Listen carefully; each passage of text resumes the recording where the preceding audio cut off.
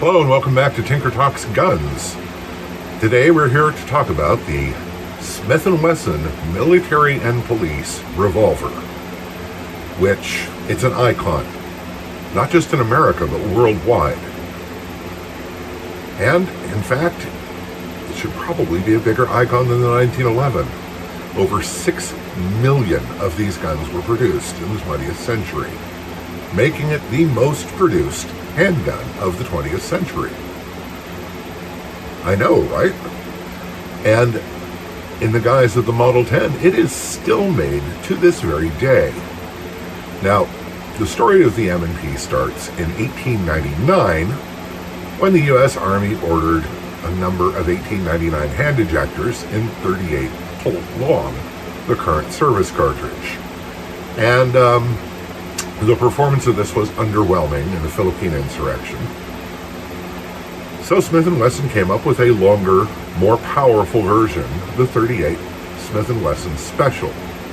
Again, a cartridge which is still in use to this day, and in fact quite popular in small frame revolvers.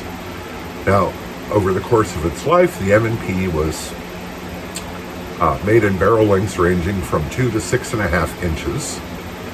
And really the final pattern was established in 1902 with the round butt model 1902. And there were tweaks and updates, but really the basics were all there starting at the dawn of the 20th century.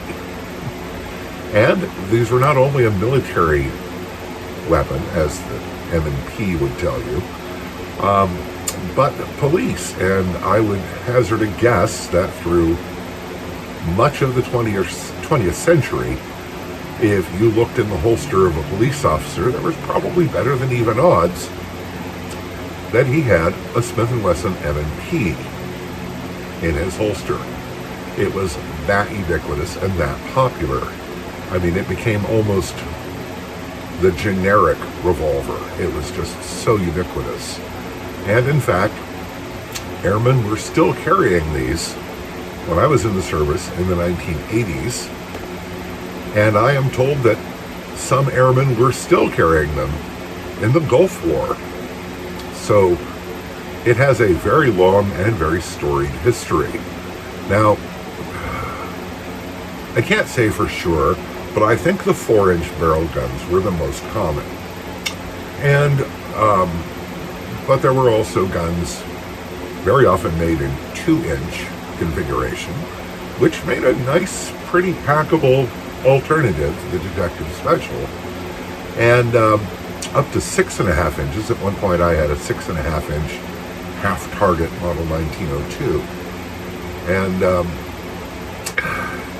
just the history is kind of mind-boggling. And I'll leave that for Ian at Forgotten Weapons or Othias at Sea and Arsenal to cover all of that. But suffice it to say that it's still made today, and it's still a good revolver. Let's have a look at it on the tabletop. Okay, first things first, let's unload and show clear, which you do in standard Smith & Wesson style. Now, the normal Smith & Wesson M&P had, pretty much a 4-inch barrel and fixed sights. And this is one that I have fiddled with for my own use. So it is fitted with a Wonder sight. And the Wonder sight was invented, somewhere around 1950 as a way of turning a 5-screw M&P into something with adjustable sights. And it actually works quite well. You have a big knurled knob for adjusting windage. And unfortunately for elevation, you have to loosen this screw and physically move the sight. But it's kind of neat and it works really well. Now I've trimmed this gun to 3 inches and put a new front sight on it and custom grips because I have big hands. But the essentials are all still here. I've also bobbed the hammer because I like that. And as a range officer at Rain City Shooting Center said the other day, oh, you can't thumb cock it, but with that double action, you really don't have to. And the double action on this gun is very, very good. It's extremely smooth, and while it is possible to stack the hammer, it takes real attention to do so. Now, I haven't disabled the single action notch on the hammer, so in theory you can thumb cock it if needed, but it's difficult to envision a circumstance under which that would be really necessary with a gun of this type. Now, this is a square butt. Let's show you that. Here we go. And originally the stock of these conformed to the shape of the square butt frame. But eventually they did go to the Magna style grips that filled in a bit behind the trigger guard and really makes a much better grip. There is a round butt version available, but the classic is the square butt. And one of the lovely things about these guns is the way the trigger wears in over time. And so if you buy an older one like this one, which was made in 1949, you get a really nice, smooth, sweet trigger pull.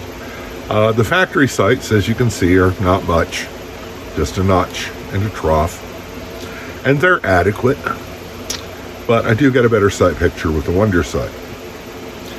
Anyway, it operates in standard double-action revolver fashion. There's a device here on all Smith & Wessons and endless variations, copies, let's not be shy. You push the lever forward and then press the extractor or ejector to kick out the empty shells and then reload manually or with a speed loader or whatever. And yes, the revolver's day as a service weapon has passed. For police and military, more shots is better, and a faster reload is also a very, very good thing.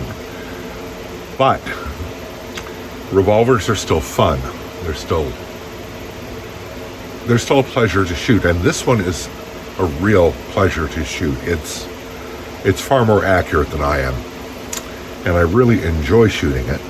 The hand ejector, which became the M&P, really established the pattern not merely for every Smith & Wesson revolver that followed it, but an endless number of clones and copies. And it was copied everywhere from Spain to China to Brazil. If you add those numbers to the 6 million officially produced by Smith & Wesson, Lord only knows how many of these things are kicking around. In addition to innumerable police departments in the United States, they were also widely used by police overseas, particularly in South America, but even some in Europe. And they were purchased as military weapons by really large number of countries. We provided them under the Lend-Lease program to a number of nations during World War II, mostly as the Victory model, which is distinguished mainly by having a lanyard ring on the bottom. And it was available in a variety of calibers, ranging from .32-20 to .38 Smith & Wesson. But the vast majority of them, and all of them in American military service, were .38 Special. And the British and the Commonwealth got them in .38 Smith & Wesson, which they called .380 revolver, I believe. Anyway, when they rationalized their model scheme, Smith & Wesson dubbed this the Model 10, and as I said before, it remains in production to this day, and is really what it was always meant to be. It is a solid, good, workhorse service revolver, and while the age of the service revolver has passed, it's still a nice gun, a good gun to shoot. You know, I think it's viable as a home defense and civilian self-defense weapon for many people. And there's no lack of them out there if you decide you want one. Just poke around. Used prices typically range from $375 to $700, depending on the condition and exact variations, which model it is, and which exact sub-model it is. So they are still very much to be had, as I suppose you'd expect, with over 6 million of them being made. So the M&P is a classic, remains just a great revolver, and one of the all-time great revolvers. If you like the video, please hit like and subscribe. It really helps the channel. It's the only way YouTube notices me. And if you want to support me on Patreon, there is a link below in the description. I hope this finds you well. Stay safe, take care, and we'll talk to you again real soon.